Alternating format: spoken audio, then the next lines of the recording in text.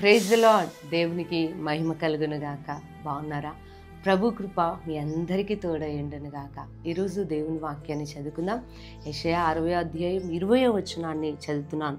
మీ దుఃఖ దినములు సమాప్తములగును, దేవునికి మహిమ కలుగును గాక. ఈరోజు సంతోషించి ప్రభువుని ఘనపరచండి. ఎందుకంటే మీ దుఃఖ దినములు సమాప్తం కాబోతున్నాయి. అపవాది సాతానుడు ప్రతినిత్యం కూడా ఏదో విధంగా మిమ్మల్ని దుఃఖపరుస్తూ ఉండొచ్చు.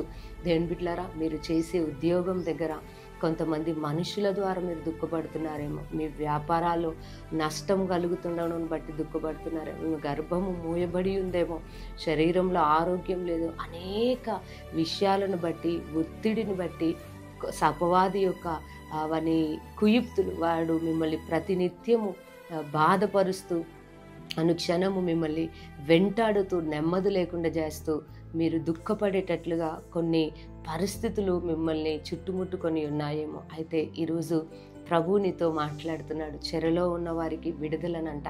అవును, మనం ఆరాధిస్తున్న దేవుడు విడుదలనిచ్చే దేవుడు ఆయన. కాబట్టి ఆ రోజు దావీదు సిక్లాగ్లో తన కుటుంబము, తన యొక్క పిల్లలు, భార్యను కోల్పోయినప్పుడు దేవుని బట్టి ధైర్యం తెచ్చుకున్నాడు. ఎప్పుడైతే ధైర్యం తెచ్చుకున్నాడో దేవుడు ఆ కోల్పోయిన వాటిని మరలా దేవుడు అనుగ్రహించాడు.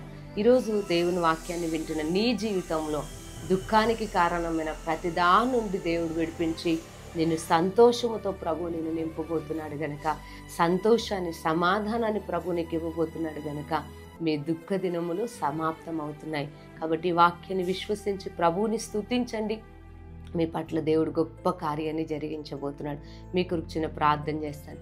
సర్వశక్తి గల దేవా, స్తోత్రం. అవునైనా దుఃఖ దినములు సమాప్తము చేసే దేవుడు నాయనా. ఎంతమంది బిడ్డలు వారికి ఉన్న పరిస్థితులను బట్టి, వారు ఎదుర్కొంటున్న కొన్ని శ్రమలను బట్టి అయ్యా, కొంతమంది వ్యక్తుల ద్వారా, సాతాను ద్వారా అయ్యా దుఃఖము కలుగుతుందేమో, కానీ వాటన్నిటిలో నుండి విడిపించి సమాప్తము చేసి సంతోషముతో నింపి మీ బిడ్డల్ని మీరు నడిపించబోతున్నందుకై స్తోత్రం చెల్లిస్తూ యేసు నామంలో ప్రార్థిస్తున్నాను తండ్రి. ఆమేన్. ప్రభు మిమ్మల్ని దీవించును గాక.